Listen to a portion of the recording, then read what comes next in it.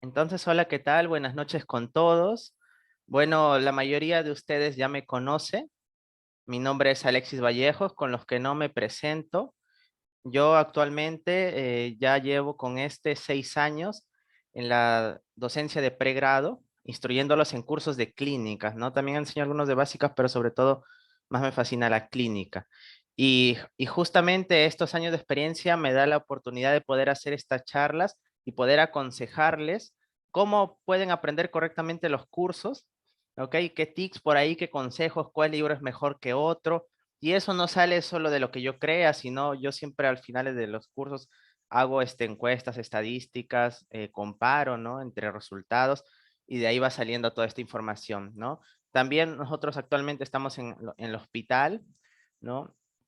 Y vemos pacientes y eso también queremos transmitirle a ustedes, los casos reales que vemos, porque tú puedes ir a que tal vez te enseñen a alguien más, pero si no ve pacientes, va a ser muy difícil que te instruya. Entonces nosotros siempre en nuestras clases te voy a contar los casos, los pacientes, y eso también haz tú siempre. Estudia lo que estudies con una imagen, con un video. Ya siempre enfócalo esto, ¿para qué me servirá en un paciente? ¿Ok? Entonces, bueno, vamos a iniciar. Acá he puesto dos fotos porque ya cuando uno habla de medicina interna ya no solo habla de toda la semiología hasta llegar al diagnóstico, sino aunamos la terapéutica, ¿no? Y ustedes llevan farmacología clínica como un curso importante. ¿Ok? Bueno, pueden seguirme en redes, @medicina con Alex, donde promociono las clases gratuitas que tenemos y acá tengo varias clases en mi página, ¿no? Y siempre la voy a estar actualizando. Ok, entonces iniciamos, ¿ya? Miren, vamos a ver al inicio, introducción a la medicina interna. Vamos a hacer análisis de estas 5 rotaciones, infecto, cardio, gastro, neumo y nefro. Vamos a ver sobre el examen ECOE, vamos a ver sobre la terapéutica, que le llaman farmacología clínica, terapéutica, y vamos a hacer consejos para un estudio exitoso, vamos a hablar sobre la bibliografía y todo.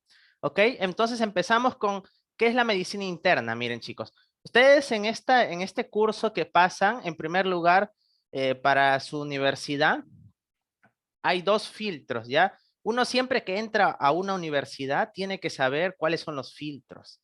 ¿Ya? Los filtros, ¿qué significan? Los cursos más difíciles, ya donde la tasa de desaprobados es alta, ¿ok? Cuando, sin mentirles, bueno, en una promoción de hace un par de años, ¿no? Eran más de 300, casi 400, ¿no? ¿Y saben cuánto fue la tasa de desaprobados? Casi el 30%. Realmente fue el 50%, pero por ley no podían, entonces el 30%. Imagínense reprobar a 130 alumnos. Y así fue. Entonces, desde ahí, Medicina 1 se ha quedado como el filtro de clínicas. Ya, ustedes ya tienen que saber que es un curso de alto nivel y mucha complejidad, mucha complejidad. Y el otro filtro que es más adelante es cirugía 1 y luego ustedes van a pasar tranquilos, ¿ya? Entonces, ¿por qué se hace tan difícil? Porque acá ustedes ven todo sobre todos los temas de cada especialidad.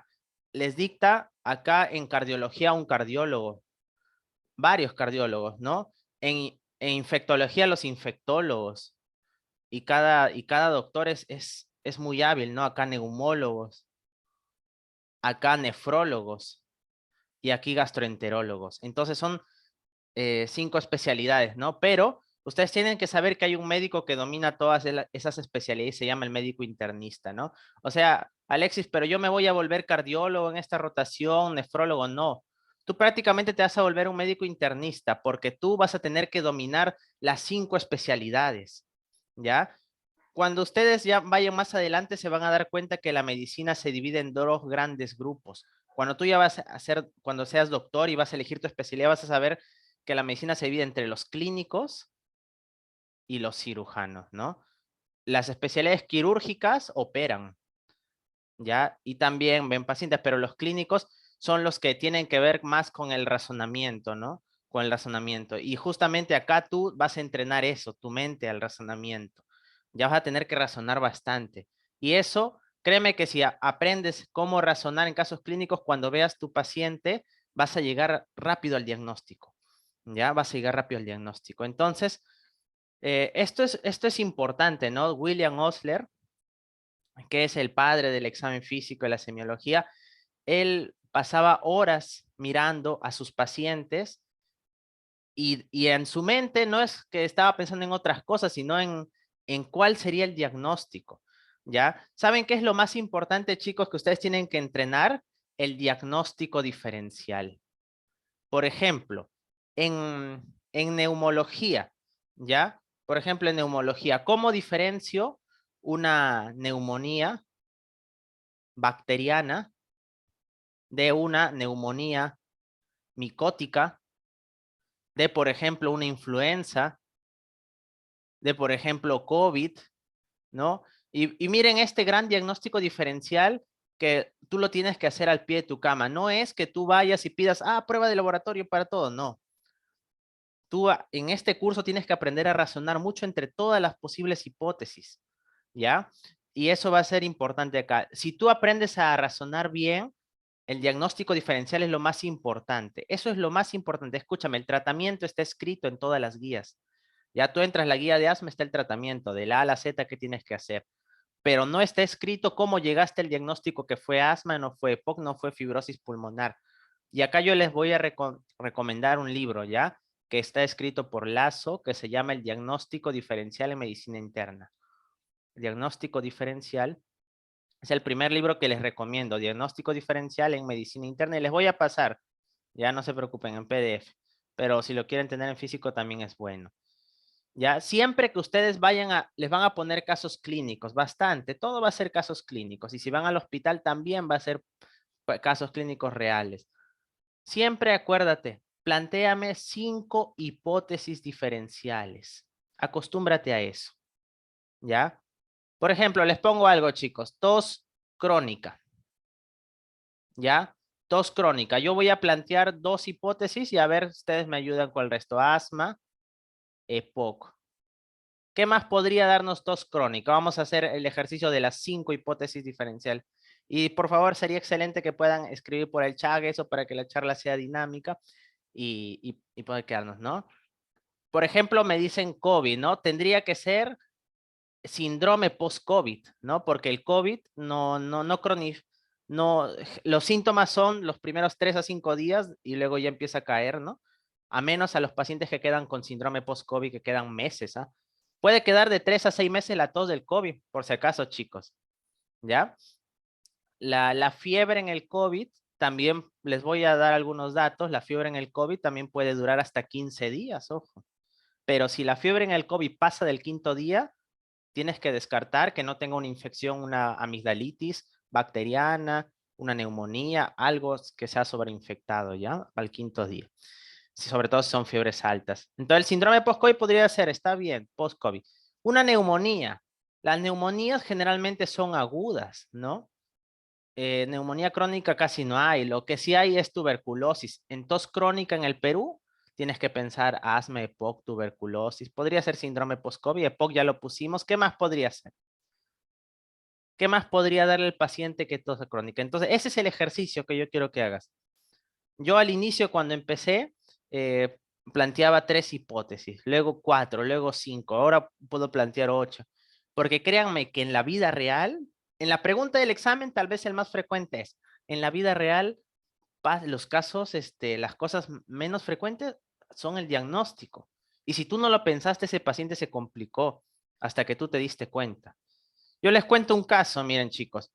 Llegó un paciente, ya les voy a contar un caso, llegó un paciente con tos de al menos, que ya tenía más de un mes de tos el paciente. Tenía hemoptisis, tenía pérdida de peso, ¿ya? Es un caso real y llega con cavernas.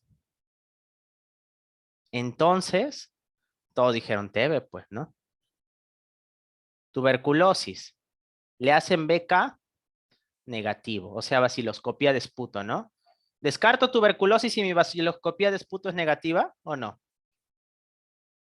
Eso acá en medicina ya full exámenes auxiliares vas a aprender. No descarto. ¿Cuántos BK tengo que hacer como mínimo? Pregunta de examen. 2. Ya, 2 BK es lo mínimo que uno tiene que hacer. 2 a 3 ya no hay mucha diferencia, ¿no? 2 sí. De 1 a 2 hay una gran diferencia. Ya hasta la sensibilidad aumenta 25% más, hasta 80%. Ahora, si yo le hago el BK, tiene que ser bien tomada la muestra, o sea, del esputo de la mañana, puede ser en cualquier momento. Y hay pacientes que su saliva, ¿no? Tiene que ser del árbol bronquial. ¿Ya? Ahora, por ejemplo, y me sale negativo, ¿no? Descarto tuberculosis si sale el segundo negativo. Con toda esta clínica. Yo siempre me acuerdo de ese caso, ¿ah? Porque el paciente fallece. El paciente fallece. Varón más o menos entre 40 y 50 años. Salió negativo el segundo BK. Descarto tuberculosis. Porque el paciente va a ser dinámico así. Tú vas a pensar en una hipótesis y tu prueba te va a salir en contra o positiva, ¿no? ¿Descartarían? No se descarta. ¿Por qué? ¿Alguien sabe, pregunta de examen, cuántos bacilos necesito para que esa prueba que yo voy a ver al microscopio, que yo voy a ver a mi microscopio, ¿no? Que yo voy a ver a mi microscopio, ¿cuántos bacilos necesito? Bacilos de Koch. ¿Cuánto necesito para que el BK me salga positivo? Y eso incluso lo han preguntado en ENAN hace poco. ¿Cuántos bacilos se necesita para que esa prueba BK me salga positivo? Y así van a ser las preguntas en la ronda médica. O sea, cuando tú vayas al hospital y vamos a ver si hay posibilidad de llevarlos en abril, porque antes hacíamos así el curso, ¿no? O en las guardias, eso. Frente al paciente se va diciendo la historia clínica. Por ejemplo, el paciente tiene tos. Entonces, ¿qué hipótesis planteamos? Tuberculosis pulmonar, ya. Sus pruebas, resultados, los dos BK negativo. Y el doctor te va a decir, ¿descarta tuberculosis entonces? Y tú ahí, sí, no. ¿Por qué? Entonces te va, segundo BK, ya tiene. Pero para que el BK salga positivo, ¿cuántos bacilos tiene que tener en el esputo por microlitro? De 5.000 a 10.000 bacilos. Algunos dicen 10.000. O sea que si mi paciente tiene 4.000 bacilos, está que tose TB, tiene 4.000, sale negativo, porque la prueba no es tan sensible, ¿no? Ahora hay métodos, porque ¿con qué tinción se ve la tuberculosis? ¿Alguien la sabe? ¿Con qué tinción se ve? Eso lo pueden recordar un poco de micro, de básicas. O sea, acá en clínicas, chicos, tus básicas es la base. Alexis, no hice tan bien básicas. Yo, por ejemplo, ¿qué les recomiendo? Que tengan un buen libro de fisio, al que ustedes prefieran, pero ténganlo en la mano, no lo boten, no lo vendan. Un buen libro de fisio, téngalo. Un buen libro de microbiología y un buen libro de fármaco básica. Ténganlo ahí siempre. Y siempre vuelvan a sus bases. No se sientan menos por volver a sus bases. Es como construir una casa y que no le pongas... Quieres ir al segundo o tercer piso y no le has puesto bien la base. No, no, la base es importante. Por eso, este fármaco lo he escuchado, pero no me acuerdo el mecanismo de acción. Voy a mi libro, ya, listo. Uy, la TV, ¿cuál era su coloración? Voy a mi micro, listo. Y rapidísimo, ¿no? Por ejemplo, ahí me dicen que les recomiendo. Al final comentamos los libros, pero por ejemplo, yo les recomiendo que ustedes, si quieren tener un libro de fisiología a la mano, tengan el Bess and Taylor. A mí es que este libro es fisiología y fisiopato, o sea, te enseña, por ejemplo, la frecuencia, por qué respiras, ¿no? Todo tu bulbo y qué enfermedades te hacen que dejes de respirar en hipoventilar, ¿no? Por ejemplo, ese es muy bueno para mí. Para pura fisiopatología, que la van a necesitar para entender los temas, el Silbernagh. Es un libro chiquito, y viene así. Acá la imagen y acá el texto, nada más. Pero te da la real perlas y la imagen es un gráfico espectacular. Ya, para mí sí, muy bueno. Para fármaco, ya vamos a hablar más de fármaco, ¿no? Porque fármaco al final, ustedes van a llevar terapéutica, fármaco clínica. Y ahí tengo toda una lista de libros que les voy a recomendar. Para micro, les recomendaría el Murray, ¿no? Tenerlo a la mano por ahí. ¿Ya? Pero siempre volver a tus bases, ¿ya? Y rapidísimo nomás. Entonces, como les decía, ¿no? La tinción decía el Nielsen, excelente, ¿no? Ahora, hay una tinción que es con fluorescente que aumenta 100 veces la sensibilidad, que es uramina, ¿no? Pero no, Con eso tal vez veríamos más, ¿no? Pero entonces no se descarta TB. ¿Qué te dice la guía? Y eso sí, acá no es tanto libros base, sí vamos a ver, pero acá hay guías. Por ejemplo, en Neumo Alexis, voy a ver tuberculosis, ya tienes que ver la guía del MINSA de tuberculosis. En Infecto Alexis, voy a ver VIH, tienes que ver la guía de MINSA de VIH, la guía de Bartonelosis. Ya, obviamente hay temas que no hay una guía, por ejemplo, EKG, hay libros buenos, ya, pero los COVID hay guía, también vas a ver COVID, ¿no? En hemorragia digestiva, bueno, en Perú no hay guía, pero sí hay guías internacionales. Entonces, algo que también vas a ver es guía y yo sí te las, bueno, las voy a proporcionar por el grupo, voy a estar enviando guías y a los inscritos al ciclo paralelo va a estar el tema, la clase con su guía, con las diapos, ¿no? Entonces, no se descarta TB. ¿Qué te dice la guía? Que no se descarta y si tú sospechas inicies tratamiento. Se inició tratamiento al paciente que tenía tos, hemoptisis, pérdida de peso, sudoración nocturna, cavernas. O sea, ese es el diagnóstico pues, de tuberculosis, ¿ya? Pero el paciente empezó a decaer, iba mal. Y nadie le preguntó de dónde venía, ¿ya? La TB no es lo único que da cavernas, por si acaso, no es lo único que da hemoptisis, pérdida de peso. Ya, el paciente venía de una zona con cuevas, ya venía de una parte que era, que había cuevas, ¿no? De una zona con cuevas, Cerro de Pasco me parece que era, pero donde había cuevas, murciélagos, ¿ya? Y justamente esto es factor de riesgo y en el Perú, en Infecto, por si acaso, tienes que aprenderte el mapa del Perú, ¿ya? ¿Por qué, Alexis, en Infecto tengo que aprenderme el mapa del Perú?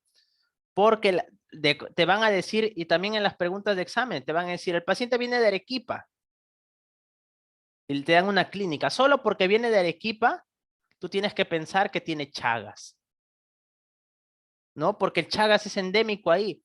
Te van a decir, el paciente viene de Piura. Ah, solo porque viene de Piura tienes que pensar en dengue, Zika, chikungunya, porque ahí es endémico, ¿no? Todo el norte.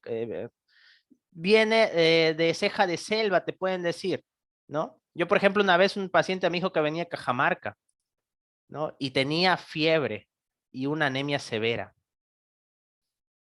pero muy severa la anemia, ¿ah? Y entonces, ¿qué bacteria puede darte esto? ¿Alguien sabe? ¿Qué bacteria te da, lo hace al paciente febril y una anemia muy severa? O sea, hace una gran hemólisis y el paciente queda pálido, ¿no? Tiene tres fases esta enfermedad, ¿no? Una primera fase donde está toda la clínica, una fase, una fase hemolítica, una fase intercalar y al final aparecen verrugas, ¿no? ¿Qué enfermedad es?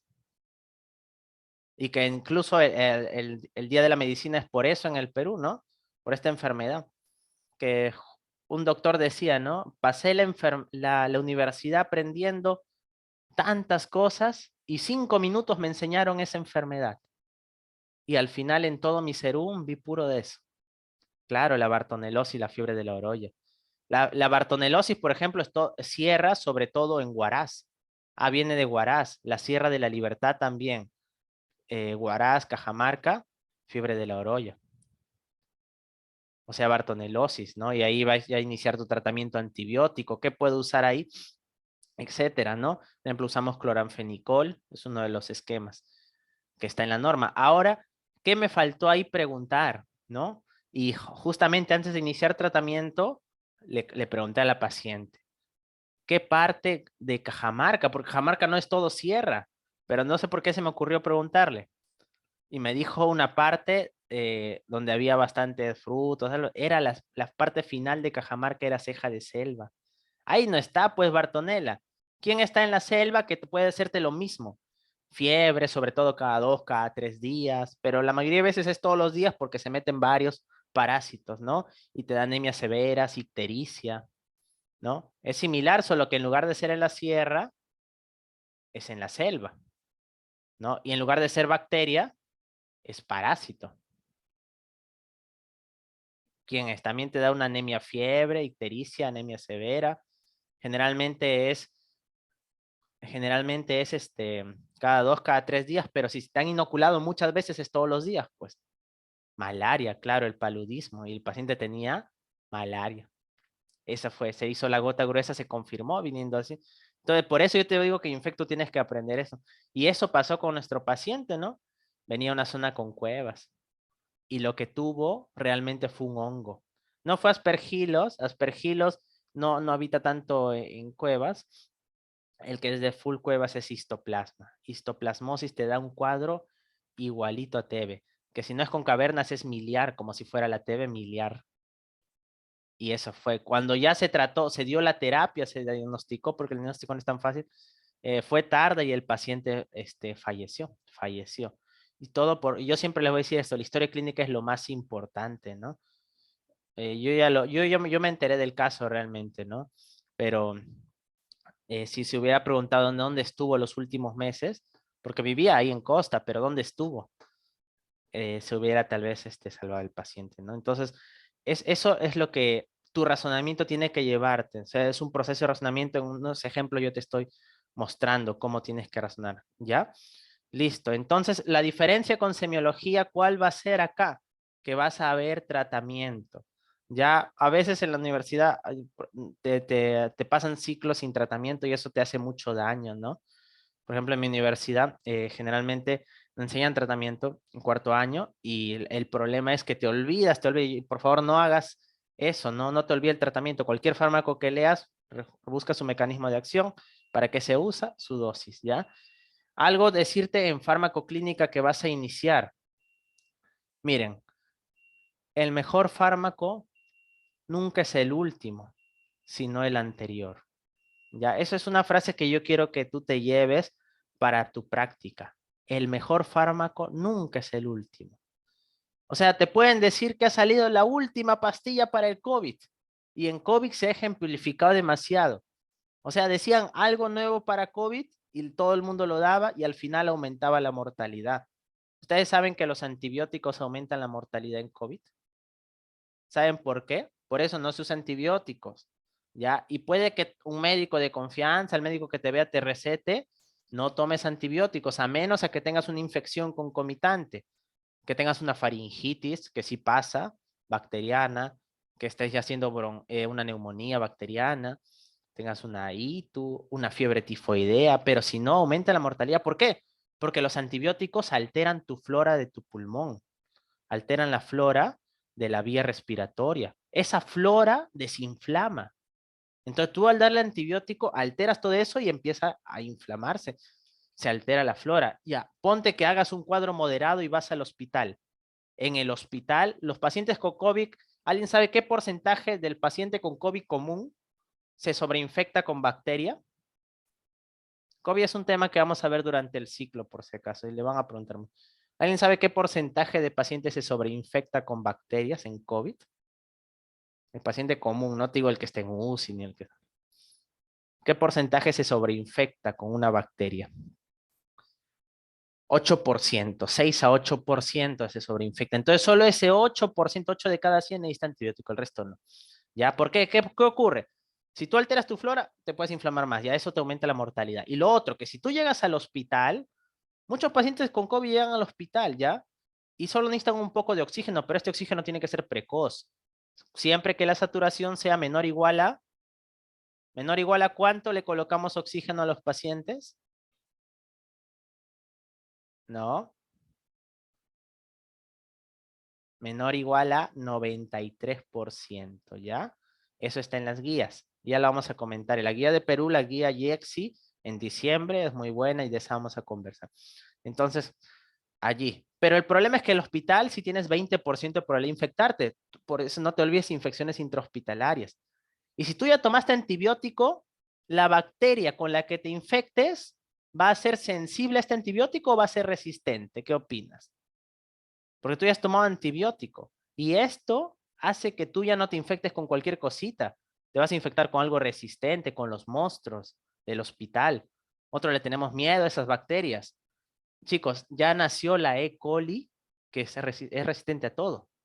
No hay cómo matar. Imagínate que tú tengas una ITU y tú le tengas que decir al familiar, ¿sabe qué, señor? Tiene una pielonefritis, pero no hay cómo salvarlo. si la infección avanza va a fallecer, porque no hay antibiótico. Imagínate, a ese nivel hemos llegado ya. Se decía que en el 2030 la principal causa de muerte ya no va a ser lo cardiovascular, sino las infecciones resistentes. Contra los gram negativos ya se ha perdido la guerra. Entonces, es el problema de usar fármacos. Yo no quiero que seas del médico. El mejor médico es el que sabe por qué da y al saber por qué da, usa poco, ¿ya?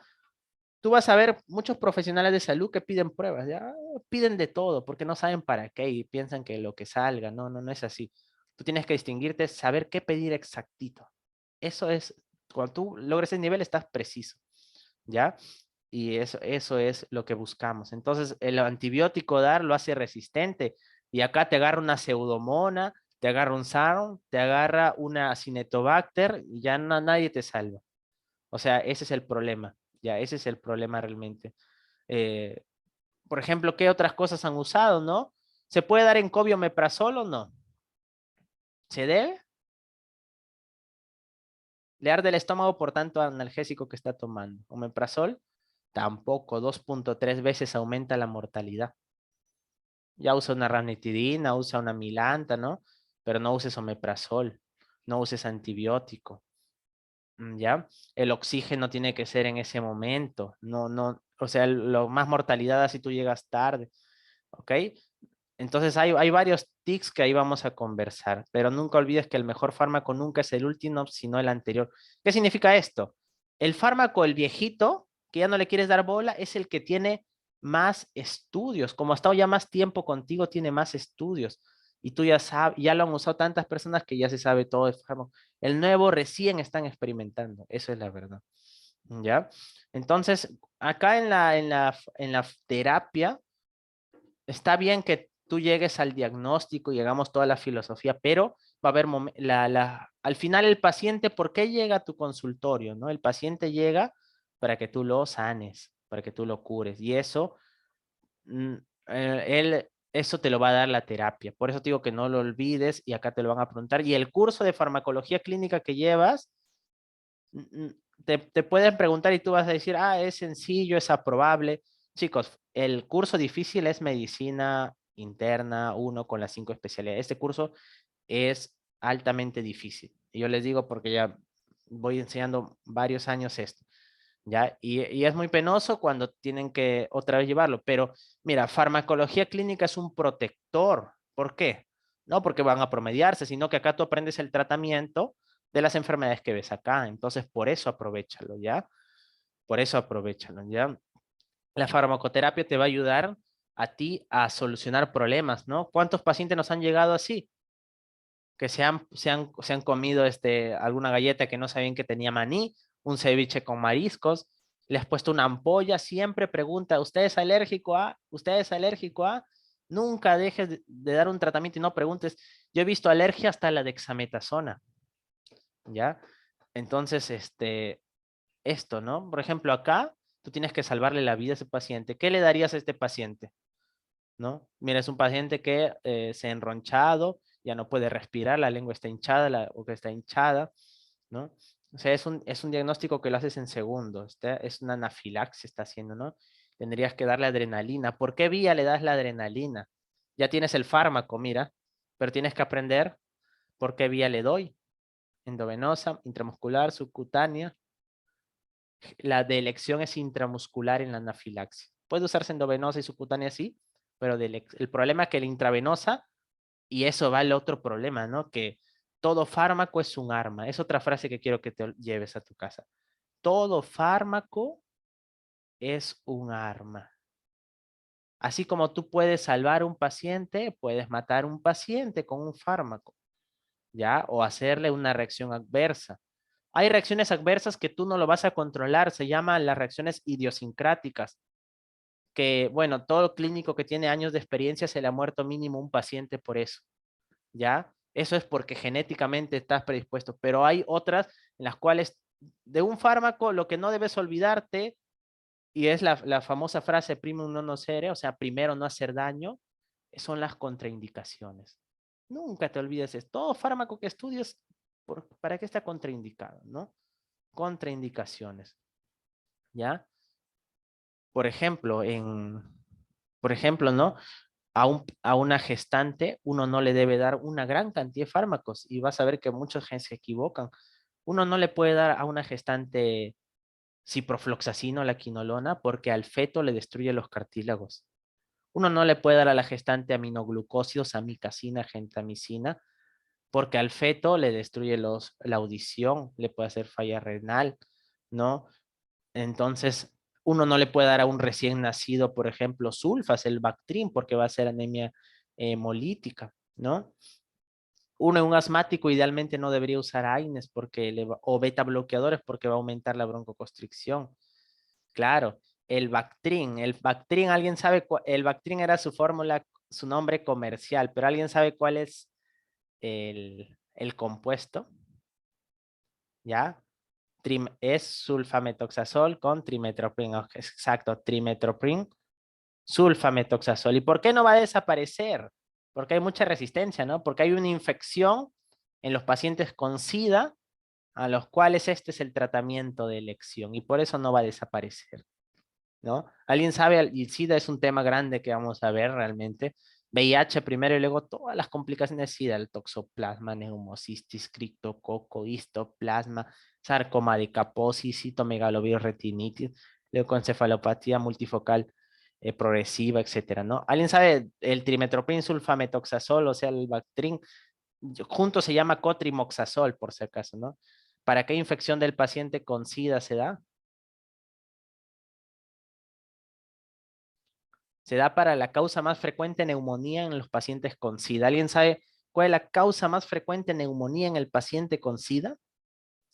El Pneumocystis jirovecii, ¿no? Son preguntas que han venido en exámenes, ¿no?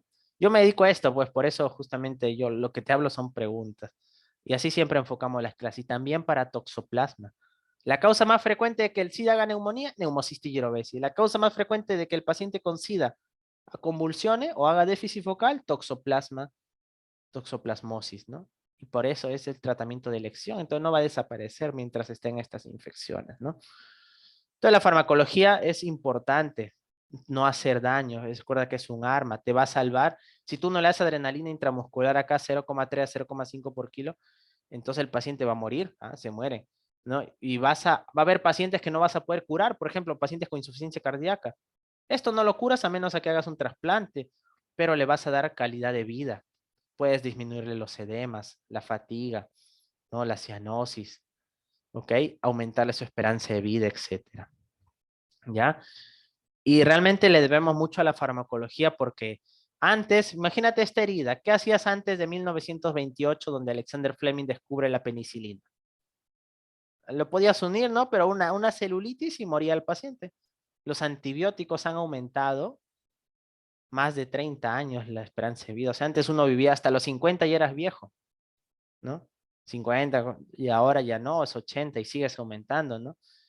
Pero en menos de 100 años ya hay resistencia casi a todos los antibióticos, por si acaso, ¿no? Y han venido de plantas. Incluso una de las infecciones, el Perú es famoso por este árbol nacional, ¿no? ¿Alguien sabe qué árbol nacional de qué es? La quina, ¿no? Y de ahí sale este, un anti, ¿contra qué infección?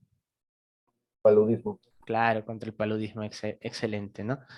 Eh, y justamente, y así vamos a hablar de malaria, por si acaso, vamos a hablar de malaria, es una de las infecciones que más vas a ver, ¿no?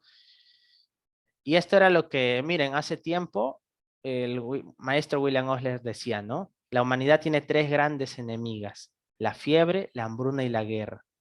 Y de ellas, la que con mucho es la mayor y más temible es la fiebre, ¿no? Mira, lo decía desde este año, por la peste negra, ¿no? Que mató a un tercio de la población de Europa y ahora estamos con otra infección. Y chicos, yo les quiero decir algo. El COVID no se va a ir por si acaso. El médico de ahora tiene que aprender a convivir y a manejar pacientes con COVID. Ya no, el médico de ahora tiene que aprender a manejar pacientes con COVID, porque eso no se ve. En su tiempo fue el VIH. El VIH llegó, todos pensaban, se asustaron y parecido, ¿no? Pero el médico aprendió a manejarlo. Igual va a ser con el COVID, igual van a venir otras pandemias, entonces vas a tener que aprender a manejar, ¿no? Nada es veneno, todo es veneno, la diferencia está en la dosis. cuidado con las dosis de los fármacos, ¿ok? Lo decía Paracelso. Entonces, a diferencia de semiología, acá vas a aprender la terapéutica y vas a aprender a manejar pacientes, ¿ok? Vamos con infectología y te voy a empezar a dar los libros y qué es los temas más importantes que tienes que manejar, ¿no? Esta frase ya la hemos conversado. Entonces, por ejemplo, en infectología, ¿qué temas vas a ver? Infecciones intrahospitalarias, va a ser uno de los temas más importantes que vas a tener que ver. Y acá vas a ver, ¿alguien sabe, pregunta de examen, cuál es la infección intrahospitalaria más frecuente de todas? Te voy lanzando datitos y siempre así es la charla, ¿no? Vamos lanzando datitos. ¿Alguien sabe cuál es la infección intrahospitalaria más frecuente? Que te dé una meningitis, una sepsis, una neumonía, una ito, una gastroenteritis. Excelente, César, muy bien. La ITU, la infección urinaria, es la más frecuente de todas las intrahospitalarias. ¿Ya? Entonces, mira, este va a ser el temario que tú vas a tener y que vamos a nosotros desarrollar, ¿no? Mira, vamos a hablar sobre infecciones intrahospitalarias, sobre sepsis, que es el primer tema, ¿no? Que lo vamos a hacer este lunes. Sepsis, shock séptico, ¿no? Fiebre. Y mira, luego viene gram positivos, todos los estafilos, estrepto, meningo, neumo, ¿no? Vienen enterobacterias gram negativos, salmonella, fiebre tifoidea, E. coli, ¿no? Entonces, hay algo en común para que tú manejes todos estos. ¿Cuál es el tema que tú tienes que sí o sí manejar? Hasta acá. Antibióticos. Alexis, algo voy repasando este veranito. Repásame antibióticos. ¿Ya? Repásame antibióticos porque todo, por ejemplo, acá vas a usar antiseudomonas. ¿Te acuerdas cuáles antibióticos mataban a pseudomonas? Ya, alzar también. ¿Cuál puede contra la Citentobacter? Ya, acá en sepsis, acá hay protocolos de acuerdo al lugar, ¿no? Tú tienes que saber si, por ejemplo, la sepsis es a foco urinario, tengo que pensar que es por gran negativos, pero si la sepsis es a foco pulmonar, tengo que pensar más gran positivos. ¿Alguien sabe cuál es el foco más frecuente de sepsis? ¿De dónde viene la sepsis más? Faringia, pulmonar, gastroenteritis, ito, meningitis. ¿De dónde viene? El foco más frecuente, excelente Juan, es pulmonar. También pregunta de examen. Entonces, de acuerdo al foco tienes que saber, ya eso lo vamos a conversar el lunes, ¿no? Y luego, gran positivos. Y esto quiero enseñarte, mira. Cómo tú tienes que empezar a estudiar infectología. Por ejemplo, esto lo he sacado de un libro que también me gusta mucho de infecto. Yo les dije el Murray, pero si no quieren, perdón, de microbiología, ¿no? La microbiología, tu librito de microbiología va de la mano con hoy que vas a llevar infectología. ¿Ya? Van de la mano. Entonces, en microbiología hay uno que es muy bueno que se llama el Harvey. Y si ya tú tienes un nivel más alto, puedes usar el Murray. ¿Ya? Pero el Harvey te da, por ejemplo, este esquema. Y en infecto, la Biblia de infecto es el Mandels. Mandel. Ya un ratito te voy a mostrar la portada, pero esta es la Biblia de infecto, no hay más. Es la Biblia de infecto, ¿ya? ¿Ok? Entonces, ¿cómo vas a estudiar infecto? Tú lo que yo quiero que hagas, y eso vamos a desarrollar durante el ciclo, es esto, mira, que tú clasifiques a las bacterias. Hay bacterias que no tienen pared. Hay bacterias que se mueven y son las espiroquetas. Y hay bacterias que sí tienen pared y se someten a la coloración Gram, ¿sí o no? Ya, estas que se someten a la coloración Gram pueden ser Gram positivas o pueden ser Gram negativas. Y las Gram positivas pueden ser cocos, que pueden estar en forma de racimo de uvas, siendo catalasa positivo estafilos, o pueden estar en cadena, estrecto. Y ahí vas a ver si es, y recuerdas que hemolizaba, recuerdas que era beta hemolítico, alfa hemolítico, si la hemólisis era parcial, total, los bacilos. Y hay que ver si son aerobios o anaerobios. Y así. Ah, o sea, Alexis, tú me recomiendas tener un esquema así, que tú vayas haciendo un esquema, algo así, ¿no? Voy a borrar un poco acá para que no se distorsione tanto. Los libros, como les digo, están, yo les he pasado las diapos, así que al final lo pueden ir viendo los nombres que estoy comentando, ¿ya? Pero básicamente que tú vayas haciendo un gran esquema, es la forma de estudiar infecto. Si tú me estudias infecto, puro estafilo, puro neumococo, puro streptocopiógenes, puro Corynebacterium, puro Clostridium, puro, no vas a aprenderlo, ¿ya? Infecto, tú tienes que hacer un esquema grande. Y esta es la base del esquema. Ya tú puedes leer el libro y hacer tu esquema. Por ejemplo, ¿cuáles no tienen pared? Micoplasma, ureaplasma, ¿no? ¿Cuáles son espiroquetas? El treponema pallidum, que da la sífilis, Leptospira interrogans, que da leptospirosis, la fiebre de los arrozales, ¿no? De los arrozales, Borrelia, que da la enfermedad de Lyme, ¿no? ¿Cuáles bacterias son filamentosas y no someten a la coloración Gram? Nocardia, actinomyces, y cuáles sí van a la coloración Gram, ¿no? Entonces tú vas haciendo tu esquema así. Alexis, ¿por qué es importante que yo haga mi esquema? Por algo simple, yo quiero, por ejemplo, solo vamos a mirar Gram positivos. Por algo simple, yo quiero que tú hagas tu esquema, algo que lo cambie todo.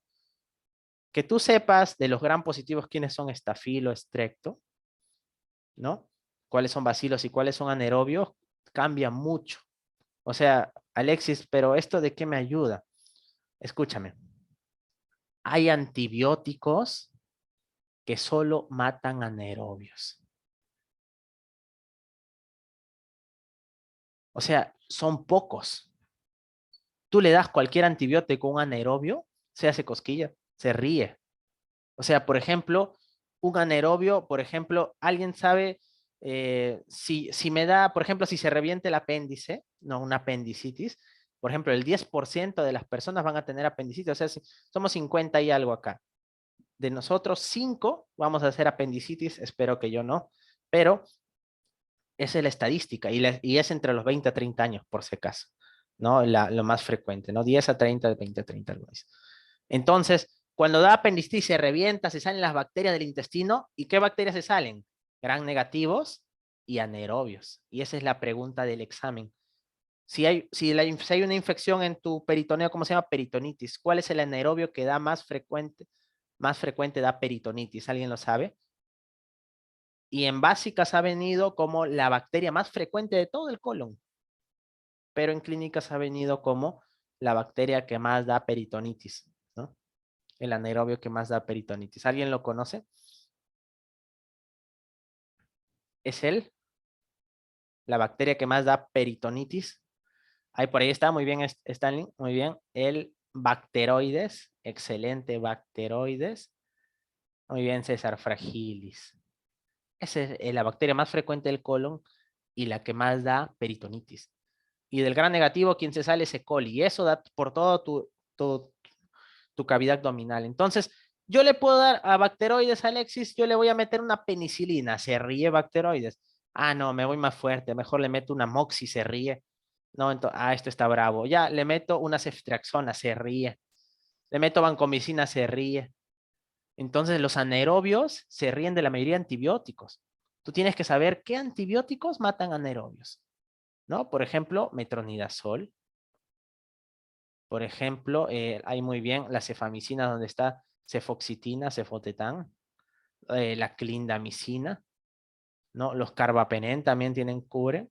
Los que tengan inhibidores de beta-lactamasas. Y con inhibidor de beta-lactamasa, por ejemplo, ampicilina sulbactam, amoxicilina clavulanato, ¿no? Piperacilina tazobactam. Entonces, prácticamente si tú sabes qué bacterias son anaerobio, tú ya vas a saber el tratamiento, porque solo estos antibióticos son los únicos que matan anaerobios. Entonces así se aprende infectología. Tú no puedes estudiarlo aislado. Tú tienes que, por ejemplo, ¿cuál es la idea? Que tú sepas qué antibióticos matan a gram negativos. Plan. Y todos los gram negativos ya sabes qué darle. ¿Qué antibióticos matan a gram positivos? Y ya sabes qué darle. ¿Y por qué, Alexis, habrá diferencia? Porque el gram positivo está lleno de péptido glucano. Y el gran negativo más bien no tiene tanto peptidoglucano, tiene 2, 3 capas, acá hay 50. Y más bien tiene de membrana externa, membrana interna. Entonces es diferente. ¿Por qué el anaerobio será diferente, Alexis? Porque justamente el anaerobio no utiliza otros mecanismos y por lo tanto los antibióticos no pueden entrar. No pueden entrar. Y así. Entonces, ¿yo qué te recomiendo? Que me hagas un esquema así grande de las bacterias, ¿no? Cuáles son cocos, cuáles son bacilos, cuál es estafilo, cuál es trecto, grupo A, grupo B, grupo C. Y abajo pongas el antibiótico y eso lo revisas de tu libro de fármaco, por ejemplo, el Guckman y Gilman de fármaco, ese vas a usar por si acaso en fármaco clínica, ese vas a usar. Pero el Harvey de fármaco también es bueno. ¿ya? Y vas colocando, ¿no? Antibióticos para anaerobios, antibióticos para gram positivos, para estafilo, para estrepto, para espiroqueta, ¿no? Por ejemplo, para espiroqueta, ¿con qué los mato? Las espiroquetas mueren con penicilina G, así de simple, o ceftriaxona. Y por ejemplo, yo puedo usar, ¿dónde actúan la penicilina y los beta-lactámicos, el carbapenén? ¿En, ¿En qué zona de las bacterias actúan? ¿Dónde quieren matar a la bacteria? ¿En qué parte de la bacteria? En la pared, ¿no? Inhiben a la transpeptidasa. Yo te pregunto, ¿puedo usar el más potente, que es el carbapenén, contra las bacterias que no tienen pared? ¿Yo puedo usar un beta-lactámico contra alguien que no tiene pared? No, ¿verdad? Entonces, si yo no sé quiénes no tienen pared, micoplasma, ureaplasma, ¿no? Rickettsia, ¿yo cómo no voy a saber? Si yo no sé que ellos no tienen pared, soy capaz de meter una penicilina y por las puras se me muere mi paciente. Una clamilla, no le voy a meter una penicilina, clamilla, no le voy a meter una ceftriaxona, se va a reír. Porque no tienen pared, es como que la bacteria, voy a destruirte tu pared. Y te dice, jaja, no tengo pared. ¿Qué vas a hacer? Entonces, así se aprende infectología, que tú lo dividas, ¿no? Por ejemplo, eso es lo que nosotros vamos a hacer en el curso. Por ejemplo, ¿no? Acá hemos dividido nosotros de acuerdo al agar, a gram positivos, cocos, bacilos. De acuerdo a la prueba catalasa positiva, estafilococo, catalasa negativa son estreptos. Luego tú ves con la coagulasa positivo, el aureus negativo, no son el aureus. Ves en la prueba del manitol, y si es manitol positivo es aprofítico, es epidermidis, manitol negativo es epidermidis, y ahí tú empiezas a ver qué antibiótico le das. Lo separaste estrepto y para el aureus tal, para el saprofítico tal, para epidermidis tal. Entonces, así lo separas, porque la pregunta viene así en los exámenes. ¿Qué antibiótico sería de elección para un gram positivo, coco, catalasa positivo, coagulasa negativo, manitol negativo? O sea, el epidermidis. Y yo al epidermidis lo tengo que tratar como si fuera un resistente. El epidermidis se trata como un resistente. De frente banco. Yo no entro en juegos con el epidermidis. Entonces, de frente, ¿ya? Y así, por ejemplo, nosotros lo que hacemos es esto, ¿no? Durante el ciclo, y eso es lo que yo les recomiendo, independiente de escribas o no, la forma de estudiar es así, que tú dividas, no la división que hemos hecho, pero acá la división, ¿cuál es la diferencia? Que acá ya estamos poniendo que le damos, ¿no? Las penicilinas antiestafilocócicas, vía oral dicloxa, endovenosa oxa, puede usar para el aureo, cefalosporina de primera generación, vía oral tales, endovenosa, inhibidoras de beta-lactamasa. ¿Y qué tal si se volvió resistente, no? Si mutó con el gen MECA, pregunta de examen. ¿Cómo el estafilococo se vuelve resistente? De sensible a meticilina resistente. El gen MECA cambia la PBP2A en su pared, atrás la proteína unión a penicilinosa y se vuelve el SAR. ¿Qué uso ahí? Ahí tengo que usar, y acá le hemos colocado, banco, ¿no? Banco, linesolid, ceftarolina, cestobiprol, y se puede volver más resistente todavía. El epidermidis trata como el SAR y el saprofítico normal, no es mucho, ¿no? Igual con los estreptos, ¿no? Y así, o sea, la idea es que tú me entiendas que eso tienes que hacer con los anaerobios, con los gram negativos, con los gram positivos, con los cocos, con los bacilos, con los espiroquetas. Esa es la forma de estudiar. Tú lo estudias tema por tema, se te va a hacer complicado. Y lo mismo hacemos con parásitos, ya porque los parásitos pueden ser unicelulares, pluricelulares, algunos son hematófagos, otros no, y así lo vas dividiendo. Entonces, acostúmbrate a estudiar en algoritmos, ¿ya? Y vas a tener grandes resultados, ¿ok? Igual, ¿no? Hacíamos la división y empezábamos nosotros a colocar qué tratamiento iría. Ya, ese es como yo te recomiendo, ¿no? Ese es como yo te recomiendo. Al final tú vas a llegar a un esquema así. Si algo quiero que imprimas y pegues en tu pared, no la foto de la ex o el ex, es esto, ¿no? Por ejemplo, para los anaerobios, puedo usar el metronidazol, la clindamicina, carbapenem, todo esto, ¿no? Conjunto. Para los gram positivos, puedo usar y este, porque son todo lo que es el conjunto, ¿no? Para los gram negativos, entonces, Alexis, hoy día saco la foto de la ex de mi pantalla de cel y pongo esta, sí, exacto, eso es lo ideal, ¿no? Entonces eso. Y por ejemplo, si mi bacteria es anaerobio y gram positivo, clinda. Excelente, ¿no? ¿No? Si es anaerobio y gram negativo, generalmente metro podría ser, por si acaso. Si tiene de todo, bueno, no puede ser gram positivo o negativo a la vez, ¿no? Pero se entiende lo que quiere decir acá, ¿no? Si es anaerobio y gram negativo, carbapenem. Si es anaerobio y gram positivo, también puede ser carbapenem, ¿no? Y así, ya este es un bonito cuadro, ¿no? Igual tú tienes que acá manejar, recordar tu farmacología, saber qué antibióticos atacan la pared. Con la mnemotecnia pecamos, ¿no? Penicilina, cefalosporina, carbapenem, monobactam, los beta-lactámicos. Ves el uno acá y el uno acá atacan la pared. Alexis, yo quiero atacar un micoplasma. No uses esto, pues, porque el micoplasma no tiene pared o es incompleto.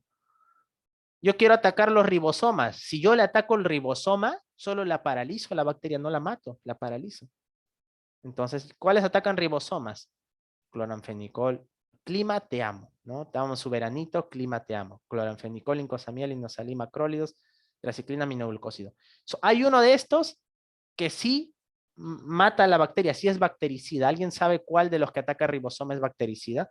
El resto tiene sus excepciones, ¿ya? Pero en general, uno de estos, pregunta de examen, es bactericida. ¿No? ¿Alguien sabe cuál es? Los aminoglucósidos son los bactericidas, ¿ya? Ya, después hay unas excepciones por acá contra cierta bacteria en cierto medio, pero los aminoglucósidos siempre son bactericidas. Porque es importante saber si es bactericida o bacteriostático, ¿no? Por ejemplo, cuando es bacteriostático, todos los que atacan ribosomas es bacteriostático, o sea, solo lo paralizan. Si yo le destruyo el ribosoma, ya no sintetizo proteínas, ¿no? Entonces lo genero, lo paralizo a la bacteria, ¿no? Una pregunta. ¿Quién mata a la bacteria si yo nomás mi antibiótico lo paralizó? ¿Quién lo mata a la bacteria? Si mi antibiótico solo paralizó a la bacteria, nuestro sistema inmune. Está muy bien. Ahora, pregunta, ¿a un inmunosuprimido tú le darías un bacteriostático? No, ¿verdad? Entonces, ¿tengo un VIH, Alexis? No, pues. ¿Tengo un paciente con cáncer? No, pues no le vas a dar un bacteriostático. ¿Tengo un diabético? ¿Es inmunosuprimido? No, le vas a dar. ¿Un anciano? No, le vas a dar, son inmunosuprimidos. Entonces a ellos no bacteriostáticos, pero es un adulto joven, dale su bacteriostático, no hay problema. Entonces esas cosas tú tienes que conocer acá, ¿ya? Entonces ahí están divididos bactericida y bacteriostático, por eso ese día por resumen te he dejado, ¿no? Y bueno, este es el temario para la segunda parte, ¿no? VIH, parásito, va a ser todo infecto, o sea, ya de acá nunca más vas a volver a ver infecto. Esta es la última vez, ¿no? Acá les dejo una frase, ¿no? Miren, vive como si fueses a morir mañana, me voy de juerga, no, pero escucha, aprende como si fueses a vivir para siempre. Miren, al final uno piensa que estos conocimientos los va a usar con extraños, no. La vida te va a hacer que toda tu familia, tu círculo social de amigos, tú ya te vas a volver un referente y vas a tener la oportunidad, espero para bien, de tratar a tu propia familia. Y tú incluso vas a ver médicos que se van a equivocar y tú vas a decir a tu familia que no sigue ese tratamiento, que cambie tratamiento. Entonces tú aprende pensando en los seres que quieres también, porque en ellos los vas a tratar tarde o temprano, ¿no? Uno de los temas que van a ver es Bartonella, ¿no? Por ejemplo, Daniel Alcides Carrión, él, la verdadera historia es que él realmente, él pensaba que no eran lo mismo, no era la misma enfermedad. No es que él creía que era la misma enfermedad, él pensaba que no era lo mismo. Él es verdaderamente Daniel Alcides Carrión. ¿Cuál te ponen en la foto? Él no, este es un francés, él no es, pues, él era, ¿ya? Solo que en ese tiempo, pues, no cualquiera estudia medicina, ¿no? Y él, pensaba que no era lo mismo, por eso él seguro se inoculó, ¿no? Decía, no, no es lo mismo, ¿no? Ahora, él no era para que fallezca, se cree que tuvo un problema del vaso, un hipoesplenismo y por eso falleció, ¿no? Realmente, ¿no? Ok. Y bueno, él decía, ¿no? En ciencia, irónicamente, los errores son los que le llevan hacia adelante a la ciencia, ¿no? Y eso yo también quiero decirte, de los errores es de lo que más se aprende, en la vida y en medicina. Por eso siempre en las clases participa. Si lo haces bien, bien, pero si te equivocas, créeme que no lo vas a olvidar, ¿ya? Entonces, por ejemplo, y acá no te olvides, al final de las diapos lo puedes ver, el Mandels es el libro base acá en Infecto. No hay más, si tú me lees el Mandels, créeme que vas a tener un nivel que va a dar miedo, ¿ya? Acá en cardio, ¿qué te aconsejo en cardio? Que va a ser la base. Antes de eso, miren, el doctor Barnard, fue el primero, escúchame bien, Barnard fue el primero en el mundo que hizo un trasplante cardíaco. Alexi, ¿lo hizo en Alemania seguro? Lo hizo en África. El primero en el mundo. ¿Ya? Él fallece en el 2001. Y él tenía algo que yo quiero que no te olvides, ¿no? ¿Cómo pudo lograrlo en tal país? Mira, él siempre decía esto, el éxito comienza con el pensamiento, ¿no? Fue el primero que realizó un trasplante. Y esto él lo escribió, ¿no? Decía, si piensas que estás vencido, lo estás. Si piensas que no te atreves, no lo harás. Si piensas que te gustaría ganar, pero no puedes, no lo lograrás. Si piensas que perderás, ya has perdido. Porque en el mundo encontrarás que el éxito comienza con el pensamiento de la persona. Todo está en el estado mental. Muchas carreras se han perdido antes de haber corrido y muchos cobardes han fracasado antes de haber su trabajo empezado. Piensa en grande y tus derechos crecerán. Piensa en pequeño y te quedarás atrás. Piensa que puedes y podrás, porque todo está en el estado mental. Y si piensas que estás aventajado, lo estás. Tienes que pensar bien para elevarte. Tienes que estar seguro de ti mismo antes de intentar ganar un premio. La batalla de la vida no siempre la gana la persona más fuerte o más ligera, porque llega tarde o temprano.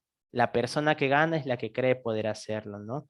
Entonces, yo veo un fenómeno de desmotivación en la medicina con mis alumnos por esto del virtual, pero ustedes ya van a volver al hospital y pueden hacer grandes cosas, o sea, como este hombre lo hizo, ¿no? Pero todo está en la mente. Si tú crees que lo vas a ser un gran médico, lo vas a conseguir, ¿ya? Acá en el extranjero. Yo te digo, vete al extranjero, pero vuelve al Perú y cambia las cosas acá, ¿ok?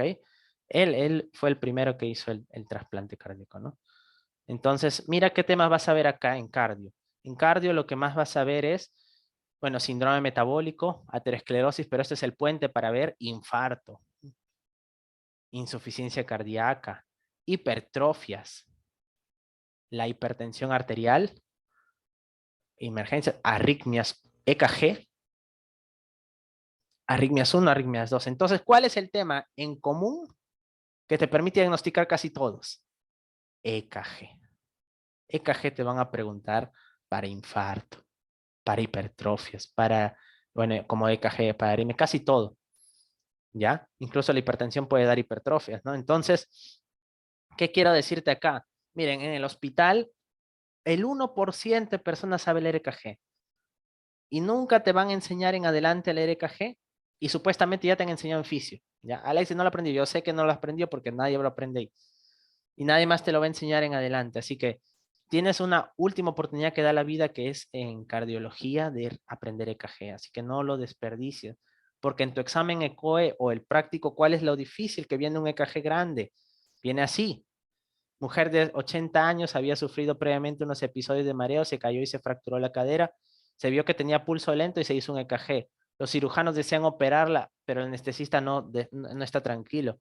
¿Qué se debe hacer? Entonces, ¿qué tiene? Alexis, veo un punto de puras líneas, puras rayas, ¿qué es esto? Ya, yo no aprendí a correr, sino aprendí a gatear, ¿no? Y luego a pararme con apoyo y así.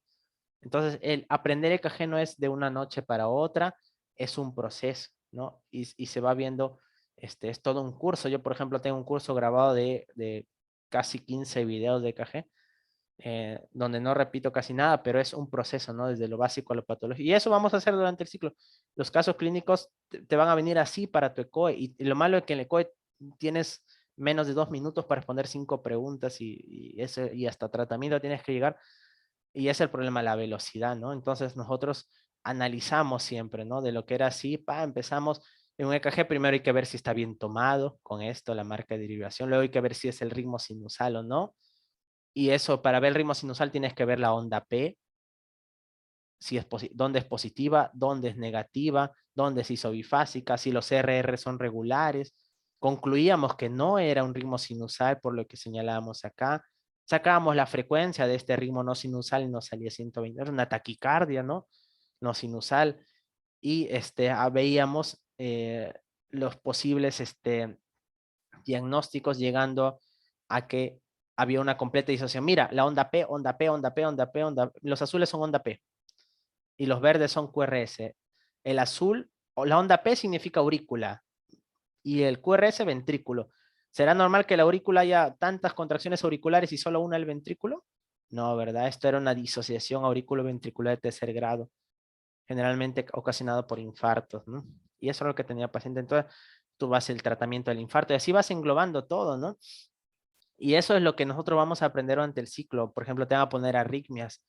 Y acá uno, en las arritmias, por ejemplo, lo que tú tienes que ver siempre va a ser si hay onda P, ¿no? Y una onda P está acá, no hay.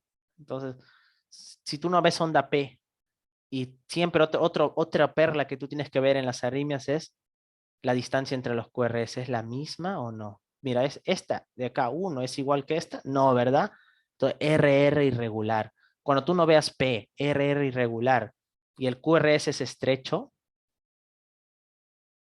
o sea, mide menos de 0,12 segundos, entonces estrecho, R irregular y no hay onda P. ¿Alguien sabe qué arritmia es? Es la más frecuente del paciente cardiópata, la más frecuente del hospitalizado, ¿no? Esta es la fibrilación auricular, excelente, ¿no?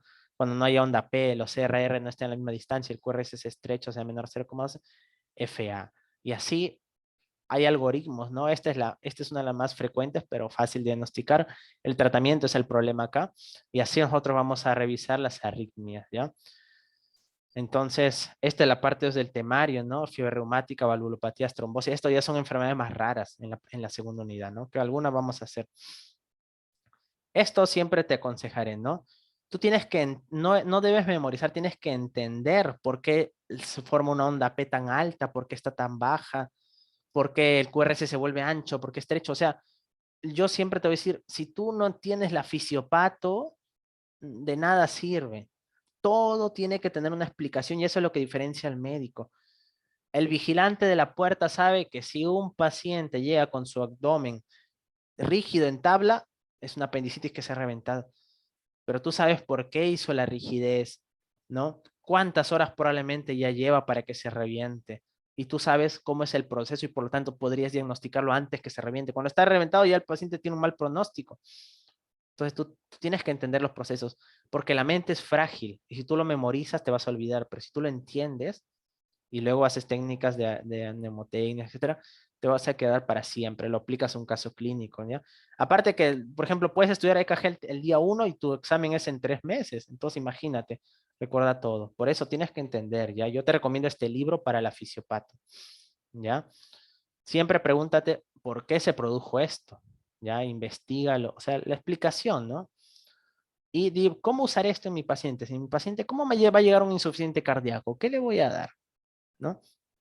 Y yo siempre te voy a decir que tengas un cuaderno. O sea, siempre en el ciclo paralelo, las diapos van a estar para que tú escribas. Pero hay cosas que tú vas a leer, puedes escribir en las diapos, pero también un cuaderno. Ya no te olvides de eso. Y ese cuaderno no lo botes, nada, porque te sirve. Yo tengo mis cuadernos de años y los actualizo, los actualizo. Si puedes hacerlo digital es mejor porque lo puedes llevar a cualquier lado, en una tablet. ¿Ya?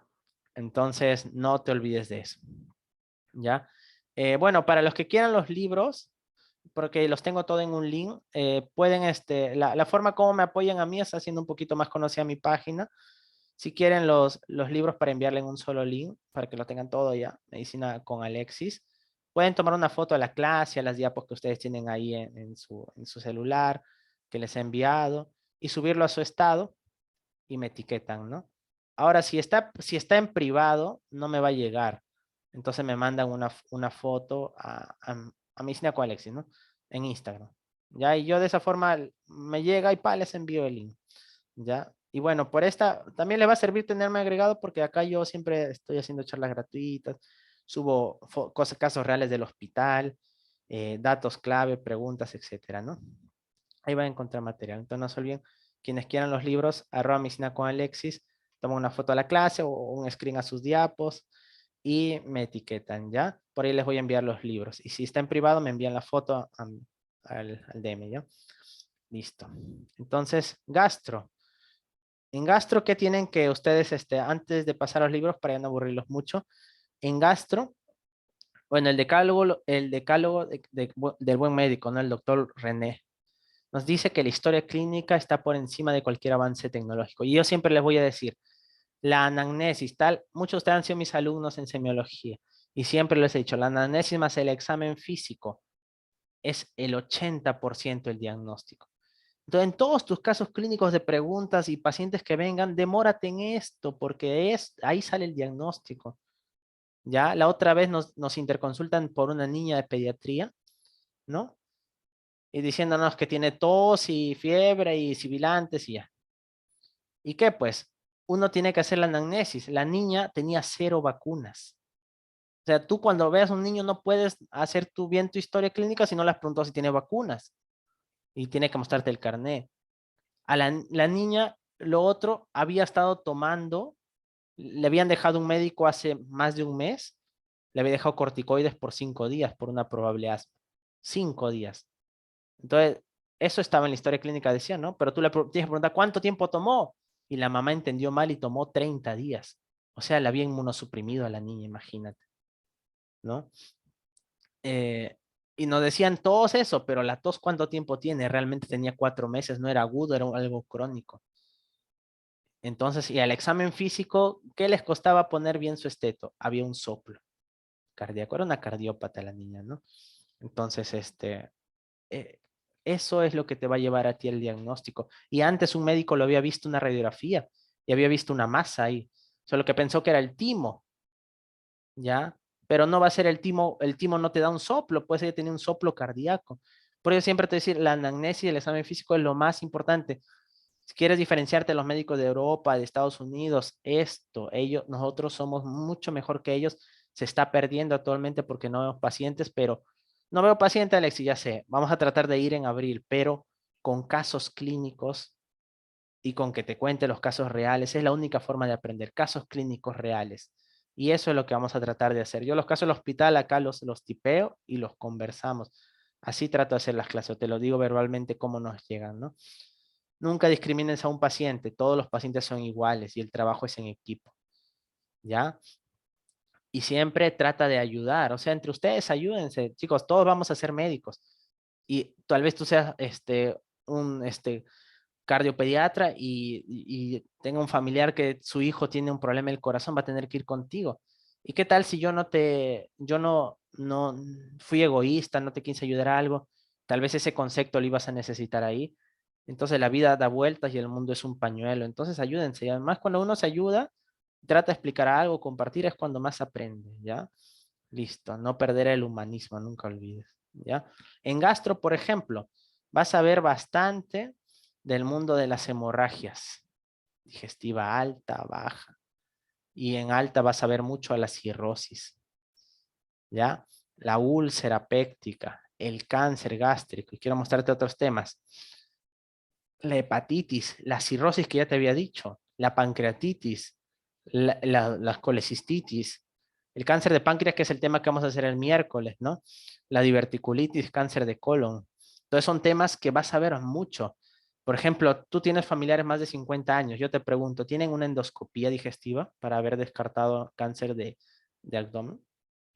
Más de 50 años tienen una colonoscopía para descartar cáncer de colon.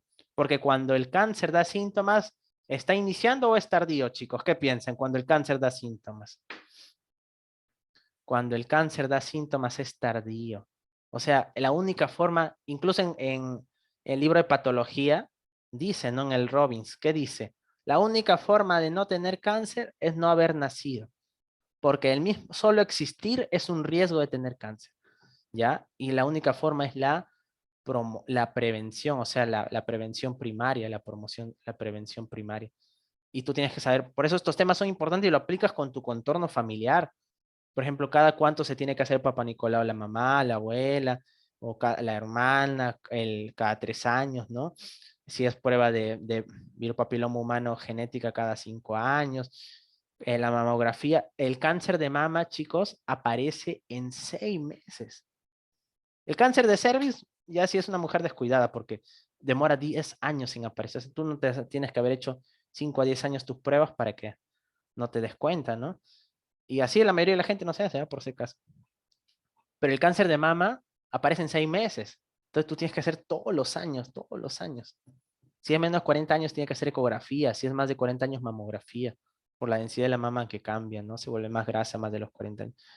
Porque aparece en 6 meses y ese cáncer sí es bravo, ¿no? Entonces, también acá vas a aprender el cáncer de estómago, el cáncer de páncreas, chicos, es el más letal. Te lleva en 3 a 6 meses, te lleva al toque. Entonces, estas cosas, Alex, yo lo veré con mis pacientes, sí, pero también en tu contorno. Entonces, acá lo que tú vas a tener que aprender acá es a ver imágenes. Te van a poner ecografías, te van a poner tomografías, te van a poner así fotos de endoscopías o fotos de operaciones y tú vas a tener que el diagnóstico. Por ejemplo, nosotros repasamos así. ¿Y por qué te digo esto? Para que tú, independiente escribas o no el ciclo, estudias con imágenes, no me leas, nomás leas. Busca imágenes, casos clínicos, videos, porque si no, no lo vas a aprender y a la hora del ECOE llega así el paciente y ¿qué tiene? Entonces, esto es un signo semiológico, a ver, no me fallen. ¿Alguien recuerda equimosis en flancos? El Gray Turner, excelente, ¿no? Que se ven, muy bien, Juan Stanley, excelente, ¿no? El Gray Turner se ven en cualquier causa de hemoperitoneo, ¿no? Pero la pancreatitis necrohemorrágica es una de las principales, ¿no? Acá vemos, por ejemplo, un páncreas. Este es un páncreas inflamado. Hay que ver el estadio de Baltasar. Y cuando yo veo aire en el páncreas, si tú ves aire en el páncreas, ¿qué significa? ¿Alguien sabe? Aire en el páncreas, uy. Porque esto en tomografía, tú tienes que aprender densidades. Mira, esto es densidad aire, densidad aire, densidad aire. Esto es densidad sólidos, densidad un poco líquido, ¿no? Cuando haya aire en el páncreas está infectado 100% seguro. Inicias antibióticos, ¿ya? Inicia antibiótico, no necesariamente anaerobio, ¿eh? La E. coli también da, pero aire en el páncreas, inicia antibiótico y si no responde a drenar. Entonces nosotros, ¿cómo es el ECO? Te vienen imágenes así, pero no tan sencillo, sino con un caso clínico. Por nosotros lo que hacemos es justamente yo les presento imágenes y voy dando datos de una anamnesis corta y un examen físico y vamos diciendo, ah, ya, ¿cuál es tu diagnóstico? Problema peritoneo, entonces pedimos cuál sería la principal causa, la segunda causa una pancreatitis, ¿no? Los síntomas más frecuentes con los que te llegaría. ¿Pedimos tomografía o no? Cuando tienes un paciente con diagnóstico de pancreatitis, ¿pides o no pides tomografía?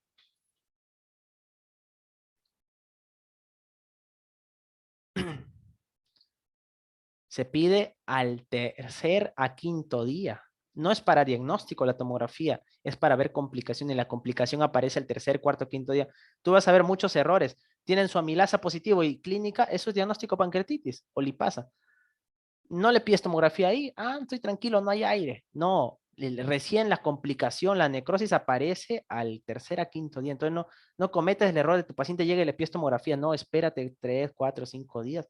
Si no, por las puras te estás engañando y le estás haciendo irradiarse por las puras, ¿no? Vas a ver que algunos, no siempre es la amilasa. Si por ejemplo es una pancreatitis por triglicéridos, la lipasa es la que tiene que pedirse. Y así, ¿no? Y es lo que nosotros vamos desarrollando, ¿no? Igual, les van a poner ecografías y tenemos que desarrollar todo de colestitis, por qué es una colestitis, por qué no, etcétera, ¿no? Acá hay barro biliar.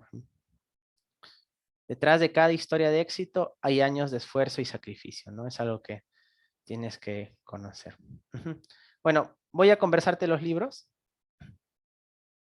No olvides, mira, Ramón y Cajal, ¿no? Famoso neurólogo, decía, todo hombre puede ser, si se lo propone, escultor de su propio cerebro, ¿no? El examen ECOE que vas a llevar es el más importante. Yo quiero que tú no te prepares en teoría solamente, te prepares en práctica y vas a sacar mucha diferencia a toda la virtualidad que ha habido. Tú mira imágenes de cada cosa, mira videos, busca casos, reporte de casos, ¿no? O por último, consúltame cómo llegan los pacientes en emergencia, ¿no? ¿Cómo llegan los pacientes con ese diagnóstico? ¿Cuál es el síntoma más frecuente? Porque la realidad dista mucho de lo que está escrito, ¿ya? Decía, y justamente en las clases nosotros lo que hacemos es conversarte todo lo que llegan los pacientes, ¿no? Esa es la idea, ¿ya? Mira, ¿qué decía William Osler? Ver enfermos sin leer libros, o sea, irte al hospital y no lees ni un concepto ya, pero ves enfermos, ¿no? Ya aprendes en la práctica qué hacer. Es como navegar sin tener cartas de navegación. O sea, tú ves enfermos y no lees, es como estar en el mar, pero no tienes mapa. Pero escúchame esto, leer libros sin ver ningún paciente, no es que estás en el mar y no tienes mapa, no sabes por dónde ir. Si tú lees solamente libros y no ves casos clínicos, no ves pacientes, ni siquiera has ido al mar. Ni siquiera has ido al mar. O sea, tú te enfrascas en libros, en aprender teoría, eso, y no ves casos clínicos, casos reales que te comenten, ni siquiera estás en el mar, ya el mar de la medicina. Entonces, por eso es importante. Y el examen COE justamente es un examen práctico y que te va a mostrar pacientes reales. Te van a poner esto, un AGA, y tienes más o menos 30 segundos para desarrollarlo, ¿ok? Y eso es un proceso también aprender. Esto sí es un poco más frecuente que lo sepan leer en el hospital, hasta un 10% yo diría del personal médico lo sabe leer. Más no, ¿ya? Leerlo correctamente, ¿ok? Entonces, consejos, ¿ok? Miren, la bibliografía, los libros que tienen todas las especialidades son estos, ¿ya? El libro clásico Harrison, el Farreras y el Cecil, ¿ok? Ahora, ¿cuál es el más entendible, el Farreras? Es el más entendible, ¿ya? El Farreras. Ahora, ¿de dónde vienen más preguntas del examen? Más preguntas del Harrison, pero el problema es que a veces el Harrison te da mucha teoría, estudios, eso, y son muchos términos que al final uno no logra concretarlos, ¿no? Entonces, por ejemplo, si tú ya tienes un nivel moderado, podrías, mejor, mira capítulo por capítulo, empieza con Harrison, ves, sí lo estoy entendiendo el tema, ya, me quedo aquí. Pero si te das cuenta que es muchas confusas, da mucha vuelta, primero Farreras, ¿no? Primero Farreras y luego Harrison. Ahora, no te diría léete los dos porque el tiempo no te va a dar realmente, ¿no? Por eso tienes que avanzar en verano porque el tiempo no te va a dar, se vuela, te dejan muchos informes, muchos trabajos, cada caso clínico es un informe grandote, al otro día se expone, todos los días son casos diferentes y de acuerdo a la rotación que estés, que todos están en diferente rotación. Y el Cecil me parece el más actual, tiene buenos esquemas, ¿no? Es más actual, ¿no? Pues los tres te los voy a compartir. Ahora, miren chicos, este de acá es la, la pepa, las perlas para el tratamiento. Alexis, quiero repasar full tratamiento. Acá te vas al Washington. Ahorita está la 36, ya salió. Te voy a enviar. ¿Ya? Puro tratamiento, pero te da las perlas. Es un excelente libro, es una gran obra. ¿Ya? Y el Sabatine. Yo te aconsejo que lo compres. Ya es un libro pequeño, pero o sea que en dos caras, en dos caras nomás, creo que te da más información que los anteriores en 10 hojas, ¿ah? Porque te da información actual, Sabatine, y concisa, y de alto nivel, de buen nivel. Es un libro, para mí es una obra maestra el que lo he hecho. Para tratamiento, sobre todo para todo el tema, ¿no? Pero no profundiza tanto en tratamiento como él. Y el Green Book es para que el Green Book es un libro que te da, por ejemplo, Disney, dice el primer tema, ¿no? Y te habla todas las causas de Disney que existen, y luego te habla cómo identificar la Disney, y luego te habla las enfermedades principales. Soplo, y te habla todas las causas, enfermedades, o sea, es un libro muy bueno, o sea, el paciente nunca te llega con el diagnóstico en su cara, soy insuficiencia cardíaca, te puede llegar edemas, tú lo ves, y acá él te dice de edemas hay 40 causas, cada causa se diferencia en esto. Es excelente el Green Book. ¿Ya? Ahora, ¿qué libros también son muy buenos? Miren, de medicina de urgencias y emergencias va a ser excelente para tu tratamiento. ¿Ya? Ya, ahorita les hago el resumen. Para farmacología hay otros libros, ahorita les comento, ¿ya? Miren, chicos, este libro Jiménez es excelente porque te habla de todas las patologías de emergencia y te dice así tal cual tú tienes que dejar las indicaciones. O sea, por ejemplo, Harrison, ¿qué te va a decir en la insuficiencia cardíaca? Usa furosemida, usa beta bloqueador y acá te va a decir, usa furosemida, tanta dosis, pásalo en tantos minutos y cuidado con esta reacción adversa, si ocurre esta, usa este fármaco y así. ¿Ok? Entonces, chicos, por eso yo les digo, de acá les va a ayudar mucho para sus casos clínicos. Porque te dice así, Tito, ¿qué harías tú en la vida real? Harrison te va a decir, mira, usa beta bloqueadores, usa esto. No, y acá te va a decir, en la vida real, usa primero a tu paciente, hospitalízalo. Quítale la dieta, colócale sonda, ¿no? Los electrolitos, pásale así, luego usa este antibiótico, pásale tanto minuto, o sea, te da toditito que vas a usar en la vida real. Entonces, ¿qué te recomiendo yo? Y bueno, ya si ya, bueno, esto es para la vida, ¿ya? Este es el libro que te enseña, a mí me enseñó a razonar este libro. Ya el diagnóstico diferencial. Este es para la vida, para razonar, ¿ya? Diagnóstico diferencial que te decía que era lo más importante. Entonces, eh, ¿cómo te aconsejo yo? En libros, ¿ya? ¿Qué te aconsejo yo en libros para medicina interna? ¿Ya? Para medicina interna, ¿ok? Listo. Tienes dos cosas, ¿ya? Que lo puedes dividir en los libros base,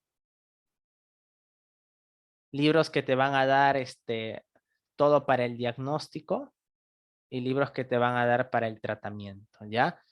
Entonces, estos dos para diagnóstico y tratamiento te dan el resumen, la pepa, lo más importante y que tú lo puedes leer en rapidito. En cambio, los libros base son más largos, son amplios. Entonces, en libros base tienes dos que yo te recomiendo, ¿ya? Este es el resumen de lo que te he mostrado, ya solo que te he dicho las diferencias entre cada uno. Mira, el que es más entendible, ¿cuál es? El Farreras. ¿Puedes pasar todo el ciclo leyendo Farreras? Sí. Pero donde pueden venir más preguntas que saquen puede ser Harris.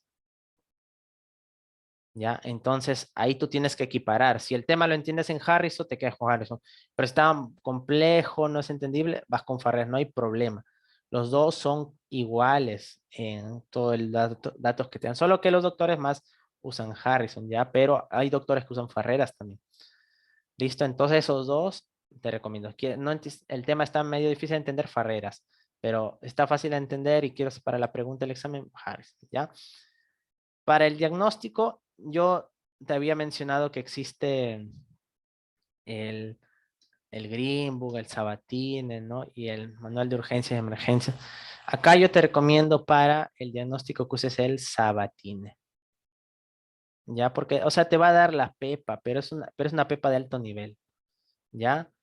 Y en tratamiento, yo te recomiendo que este de acá, el Jiménez. ¿Ya? El Jiménez. No quiere decir que Sabatini no te habla de tratamiento, también te habla. Y no quiere decir que Jiménez no te habla de diagnóstico, también te habla. Pero el Jiménez, su fortaleza me parece que es el tratamiento porque realmente el Jiménez es un libro completo. ¿Ah? O sea, no es muy grande, pero te da de la vida real. Y eso vas a usarlo para tus casos clínicos. Si el tema está en Jiménez, úsalo para tu caso clínico, ¿ya? Y supongamos que no estuviera y quieres reforzar, puedes usar Washington, ¿no? Pero yo me quedaría contento, por ejemplo, si tú lees, por ejemplo, Harrison y Farreras, Sabatine y Jiménez. Esos tres, yo creo que la haces bien, ¿ah? Más la clase previa que vas a tener, bueno, si te inscribes al ciclo, más también tus doctores te van a dar clase, más lo que leas, ¿no? Eso sobre todo. Ahora, como te dije, no solo vas a necesitar libros, ¿ah? Hay guías, ¿no?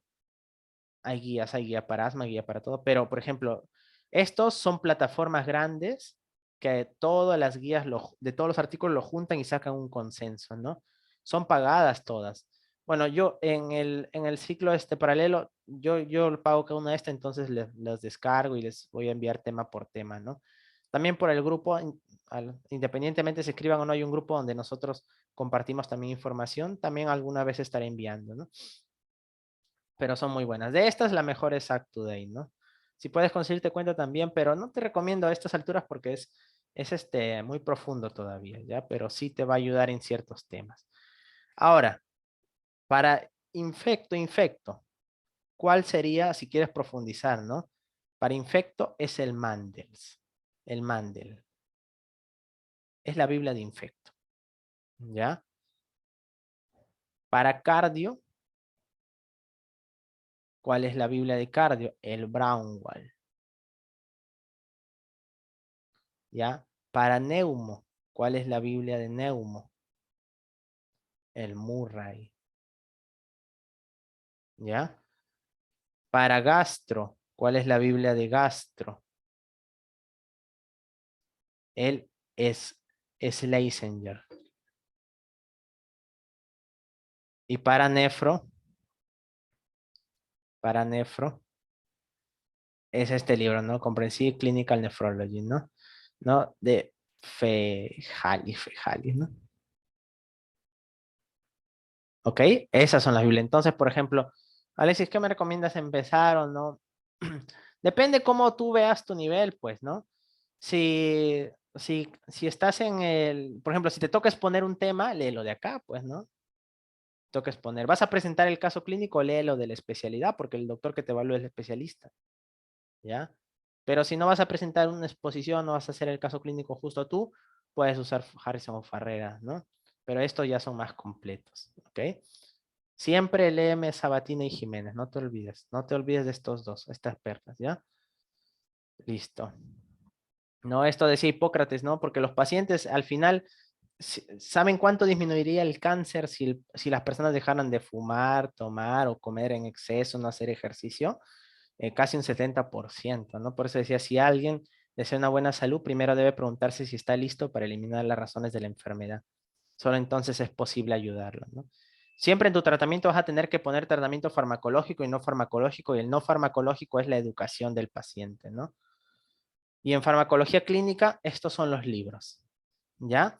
Mira, en farmacología clínica es un curso que, como yo te digo, es aprobable, no es difícil, pero es, ¿por qué quiero que lo estudies? Porque es protector para medicina 1. Porque acá aprendes el tratamiento y en medicina 1 ya no te enfocas tanto en tratamiento porque ya lo revisaste acá, ¿ya? Entonces, para farmacología, yo te recomiendo siempre empezar por un libro que lo comprenda. Por ejemplo, no me acuerdo nada del ex antibiótico, ya. Este es el libro por si no te acuerdas nada de esos fármacos. El Harvey. Es el inicial. ¿Ya? Harvey es el inicial por si no te acuerdas nada. Si sí te acuerdas, ya sáltate el Harvey. Harvey es el inicial, si no te acuerdas nada. ¿Ya? Siempre yo te voy a recomendar que veas esquemas, ¿no? Esquemas de cómo los mecanismos de acción, cómo funciona. Estos son los dos libros para esquema, Luhmann o Netter. Sei Netter de fármaco. ¿Ya? Y luego tienes tres grandes, Velázquez, eh, Caxun y Gugman y Gilman. De estos, este te recomiendo, el Gugman y Gilman. Ya, ahora, si no, si, pero ¿cuál es más entendible? Igualito que Harrison Farrera, ¿no? Es como si este fuera el Harrison. De acá salen las preguntas, ¿ya? No todas, pero algunas, ¿no? Pero ¿cuál es más entendible? Yo te recomiendo Velázquez, pero de la última edición, ¿ya? Es más entendible. Si el tema acá no se comprende tanto, te vas acá, no hay problema, igual te va a dar bueno el nivel. Pero si sí lo comprendes, te quedas acá. Ahora no es tan fácil de comprender.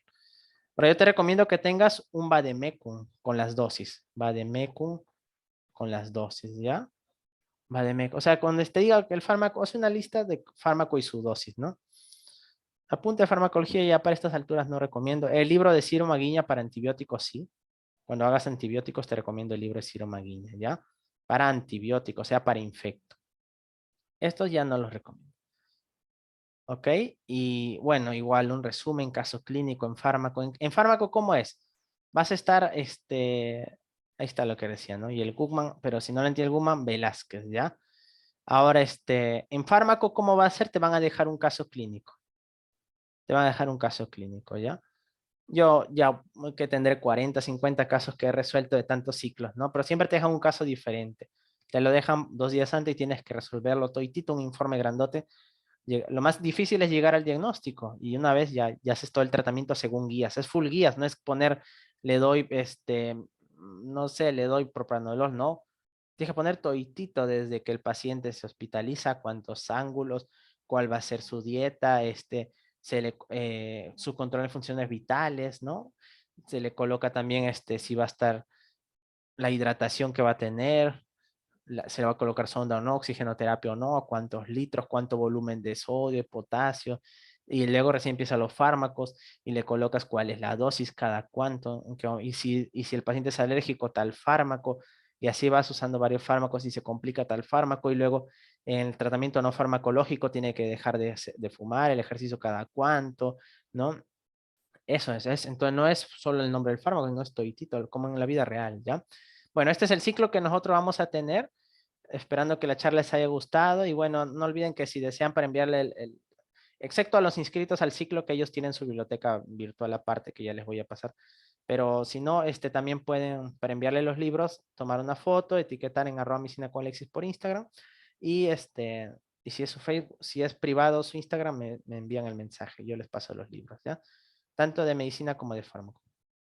Ahora, El ciclo va a iniciar, bueno, ya hemos hecho la clase introducción, ¿ah? Pero el ciclo va a iniciar realmente la otra semana. El primer tema es sepsis. Empezamos con infecto, ¿no? Vamos a ver todas las rotaciones.